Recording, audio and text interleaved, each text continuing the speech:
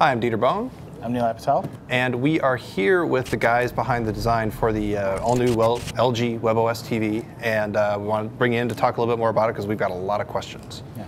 So, yeah. Itai Vonshak, Colin Zhao. Yep. Hi guys, how's it going? Yeah. How's CS going? It's day one. Wow, it's been awesome. You know, we're kind of running on fumes here, adrenaline and coffee, of course.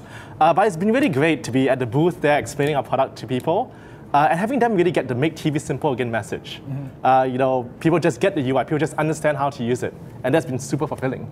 Oh, yeah, the booth is full. People are really coming in, very excited. There's a lot of goodwill towards webOS and all the work we've done. So it's a great launch. Well, that's interesting, the goodwill towards webOS, because CS, the biggest thing that's ever happened to me at CS was the original launch of webOS.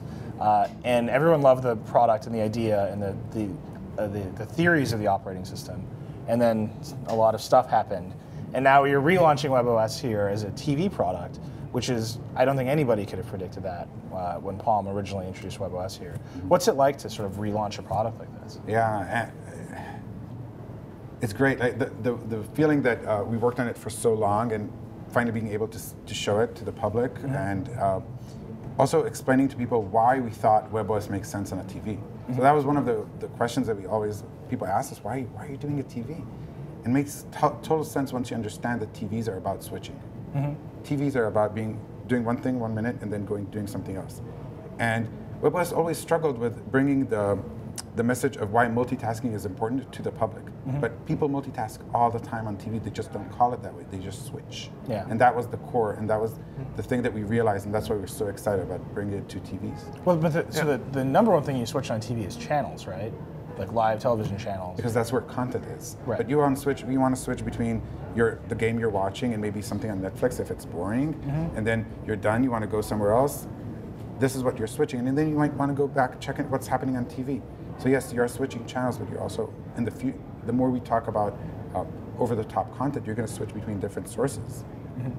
Yeah, and so the webOS on TV, you try and treat all sources as sort of equal citizens, or all just inputs, right? And so you can switch between, you know, Netflix or your HDMI 1 or your Xbox on HDMI 3 or whatever it is. Yeah. But the TV input is a really complicated one. Because there's cable boxes, and they've got their own UI for navigating channels. There's live TV, there's DVRs. So it makes really good sense for understanding how I'm going to switch across that line, past, present, and future, with, you know, between, you know, Netflix and Hulu. But I'm wondering, like, that simple line, if you guys are trying to make it very simple, how are you dealing with the very complex world of everything else that's happening with channels on TV? Sure thing. So let me give some thoughts there. There's really three things we need to solve. First is control, then discovery, then integration. So let me talk about each one. So, you know, obviously if you have a TV set-top box or something like that, you need ways to control it.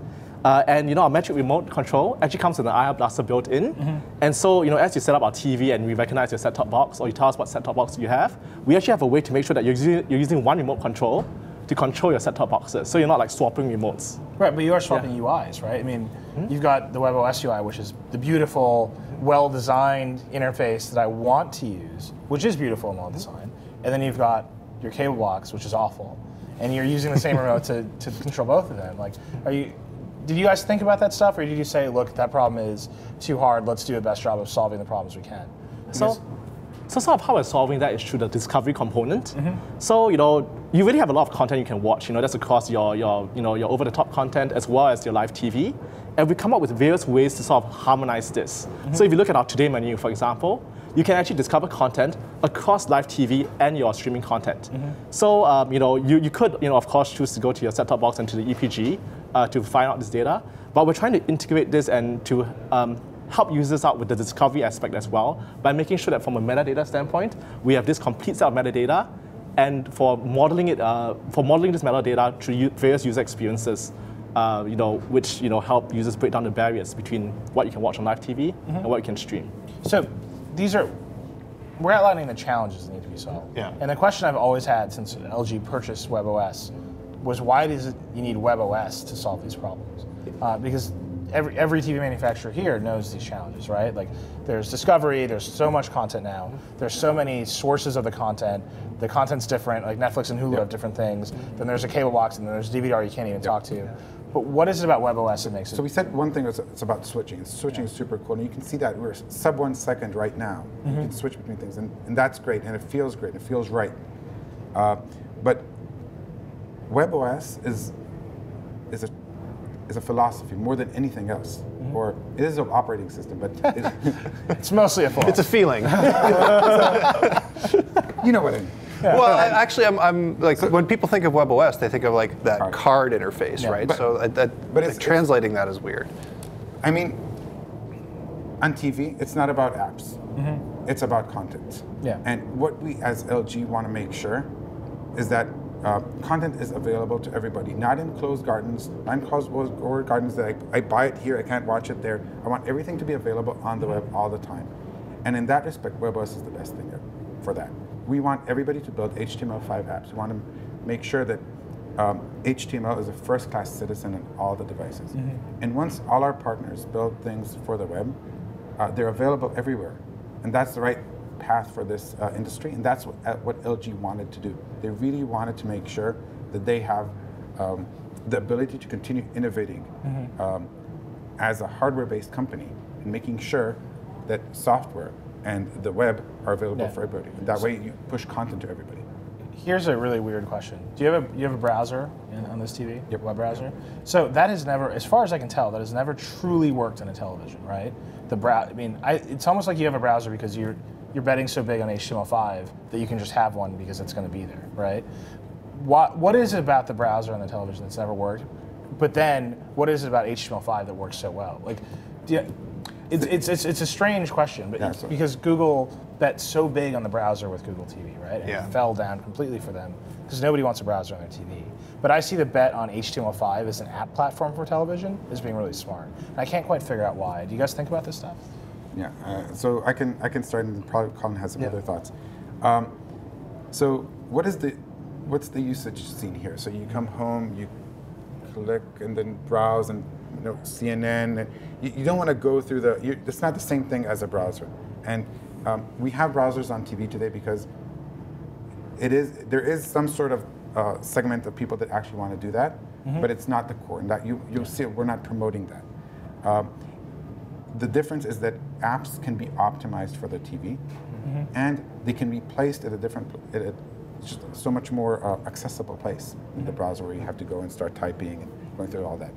Essentially, webOS is the browser. That is the browser. That is the Chrome of a browser. It allows you to switch between tabs, cards, call them whatever you want. It's the same thing. It's accessing the web. It's just webOS is a browser. Yeah. So I think it's kind of about double-clicking on the statement, making something a first-class citizen. So what we've done right now already, back in the day, TV was the first-class citizen on the TV, and your content apps were the second-class citizens. And we brought that to an equal level and made those first-class citizens. Wait, let me push on that a little bit. Absolutely. But TV is still a cable box or a satellite box for most people, right? True. So how do you but once you start using your cable box, you're shunted off into a different interface. I mean, that to me is the challenge of making a television you want it, is that somebody else owns a big chunk of it and you have no way to get at it. So how do you fight that with something like webOS, which is, I mean, you basically bolted a smartphone to the back of a TV and made it run a world-class mobile operating system, right? I mean, that's effectively what you've done, right? No, I think that we've actually done something very different from that. Really? Yeah, we've actually figured out what the right experiences on the TV, powered by this mobile operating system, or what used to be a mobile operating system. But we've I guess it's not very mobile anymore. exactly. The biggest tablet in the world. We're somewhat portable with two people. Yeah. But it's really about how we've redefined the TV as a form factor. Yeah. And so, yes, TV and cable box is really important, and we have some ways to sort of control the cable box. But I do think, as we've seen, for example, Reed Hastings' announcement in our LG press conference, that 4K content now is available as the first pipe to the internet. Whereas previously, regular content, the first pipe was cable boxes. So we do see this evolution to online streaming content, and that's why we're sort of bringing up all these different content sources and equalizing the playing field there. We think people like whatever has content, right? So right now, it comes from their great service from the cable companies, And cable companies also want to be integrated into smart TVs. There are more and more cable companies that are moving towards apps. Right. Well, you did a Dish app, right? Is that coming to the webOS platform, or is that? Absolutely. Yeah. Because they announced it first, so you never know. At CES, it's always like when they announce, a partner announces something first, and then you make the big announcement. It's always like, was that coordinated? But so it's definitely coming. Yes. So, okay, so using HTML to make apps for TV seems to make really good sense, and you guys have got a really nice interface, and we've already tried to talk about the challenge of like the horrible interface from the cable box. But one of the other problems with smart TVs is everybody's making their own apps in HTML5 or wherever, and they look and feel very different, and you kind of lose your way to like navigate it, and like, is this going to pop over? Is it going to take me to a different screen? How are you guys managing that? Are you enforcing guidelines? Are you letting people do whatever they want? We love the open web, and we want people to innovate. However, you're right, it does create a bit of a mess. So we're going to talk a lot more about that come February in Apps World, but we're working really hard on creating great tools for developers that they can start with patterns that we've done for them. And be a lot more about that coming soon. So you're going to lock down kind of UI elements. You're going to have. So you know a lot about Enyo and our heritage there, and we're continuing and taking that forward. It's not locked down. Okay. So you're not going to provide like UI primitives to people, or are you? Oh, we are. Okay. No. But it's not locked. You don't. But I have think to. it's really more about education. So if you take a back page from history and you look at the mobile web, the mobile web kind of had different kinds of design patterns and all, till someone managed to define a category and define the kind of designs that we see today, right? Big buttons, easy to tap buttons. The back idea. Yeah, the idea of back and stuff like that. And I think that's what we're trying to do here, which is we're not here to enforce something. We really respect openness and we believe in it. But we're here to sort of educate and come up with the best practices for designs on the TV. I'll give you an example. So a lot of what we're seeing is people they translate their interface from a tablet. So they put there's some options here. You click an option, you click something else, and then you get finally to some piece of content, and you click it, and then it plays. Then if you want to bring up the UI, you take away the content, and you again puts a full screen. It's probably not the right way to go. Yeah. So we're really trying to explain to people, okay, you can actually have the content running in the background. You can have UI overlay. It should overlay from this direction. So there's a lot of attention to that level of consistency. So actually, that's kind of the overarching question is, you guys did have a mobile operating system. It's actually hard for me to stop thinking of webOS as a mobile operating system. That was its roots. When LG purchased webOS and you guys met everybody for the first time, what were those initial conversations like about how to take something that was about being used in one hand, tactile with touch, to LG's remote, which is one of the craziest remotes in the market, right? It has like a scroll wheel and there's like a motion tracking. What was that conversation like in the early stages to bring something that was all about touch to something that was a UI at a much farther distance? So we actually started doing that before we were acquired. Really? Yes, because we really believed that TV is a great space, and we started working on it, and we looked at the market, and we definitely identified that the D-pad or five-way is what's most of the people are working on. But we liked LG's approach because it allows us to have a better cross-platform story on one hand, where you can take web apps or web thinking and bring them over. It's easier. And the second thing is that we did notice that it's pretty good. Like people do use it over time, and they get used to it and actually use it really well. So the story was for us more to figure out how do we optimize for two interfaces together. Since we didn't want to just copy the webOS interface from phones to TV, it was never about adapting the UI to a TV. It was just reinventing the UI from scratch. And you were doing that before you got acquired by it? Yeah. Wow. Yeah. What did that look like in the were you just blue sky, like maybe we'll build a TV someday? So it does the story, sort of the story of SVL and how SVL became to SVL, can you explain what that is? It's a Silicon Valley lab. Right. So we were working on reinventing webOS with partners, and it was clear to us that we need to figure out what the partners want. Yeah. And LG was one of the best and earliest partners that we had, and they were so good that it made sense to. But we started working on it a little bit, probably a few good months before the acquisition. Yep. So we're like, I don't know, 15 minutes in, and we haven't talked about the banner thing that everybody noticed about webOS TV, which is Beanbird. Awesome. So It should always be noticed. there. You've noticed. people do like Beanbird. So the idea behind Beanbird is that it's there to help you get through setup, because if you don't set up your TV, then your experience sucks. So like, how did you come up with this character, and why did you decide you want the character to go away after setup? So Beanbird is a relic from like, we really started experimenting with this idea of a UI that is a little bit snarky, has a voice. It's cute, but it's not overly cute, unlike what you wrote. Snap. And what we wanted to put it to use is figuring out, okay, how can we create an emotional connection and people being excited about their TV. And that's why we wanted it at the beginning. The other thing is, remember all that cool stuff Colin was explaining about how the remote can talk to your cable box? Well, you won't get that if you don't go through all the steps of first use. So we know that we can give you a much better interface the more you go through first use. So that's where we decided to focus it. So it's about production value, making you just realize, oh, I bought this great device and it looks different, and there's this level of newness, which personally I think people expect from webOS. Right. And then, okay, you're done, and now we're a TV. We're about being quick and about no fuss, just moving between things. Here's my idea, and I'm just putting it out there. You can take it. You can take it away, and then if you make it, I'll buy a TV. Don't take it. Beanbird should always be there. Then it turns into Clippy. Listening for what you want to watch. So if you want to watch a movie, it should, like, you're like, Beanbird, I want to watch this movie, and then it should help you locate what streaming services it's on, how much it costs, where it's free, if it's on television. That should be, like, Beanbird should always just be there. Kind of like having suggestions and ideas. So last year called and they want their idea back. Really? Yes. It doesn't work? People don't want It works. LG last year had that with the Avatar. Okay. Well, But it's a great idea. Wow. so that's last year's, you took it away. But it wasn't Beanbird. It wasn't Yes, cute. it wasn't. That Avatar, I mean, I know you guys work for LG now, but LG software last year was awful, right? That's why they bought webOS. And this is like a big theme, right? Is these big hardware companies understanding that they need to get better at design, understanding that they need to hire real software engineers. This is a big reason they acquired webOS. And I'm saying now that they've done it, they've got the talent, the clear, blazing talent here, it's time for that idea to be resurrected as Beanbird. So, Beanbird is the brainchild of Liron. Nothing, just totally flat. Yeah. No, I'm giving you here. That was a great compliment. I wasted. Thank you. And credit. So Beanbird is the brainchild of Liron Demir, our art director. And I think we are looking at how do we make the design more emotional. Yeah.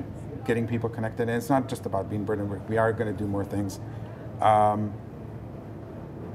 I think one of the things that happened this year for webOS is that we were able to merge with a company that really understands hardware and distribution and how to get things done. But doesn't understand software at all.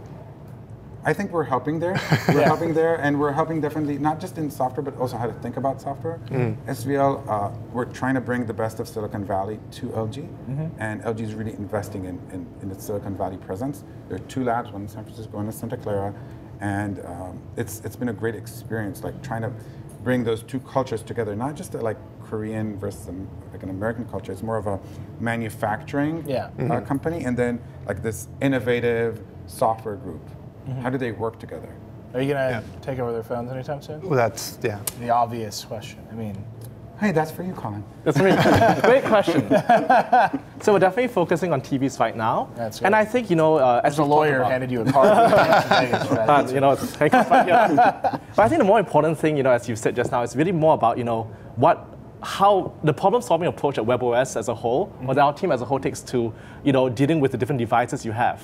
We are an open, we believe in openness, and we want to be what we call proactively open, which is we actually go out of the way. Does that mean open source? No, not open sourcing, but it's about how you deal with your ecosystem of devices.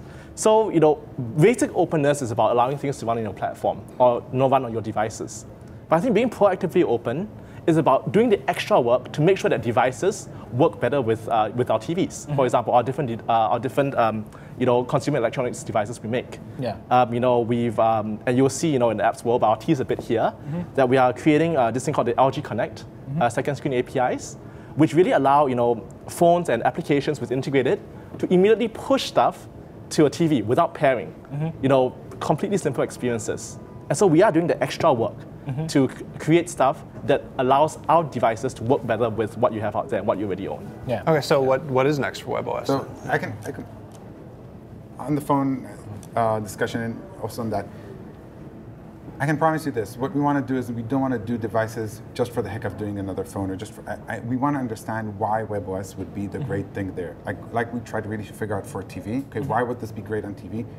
How would we do a device that would be so much better because we use webOS? That's the first thing we want.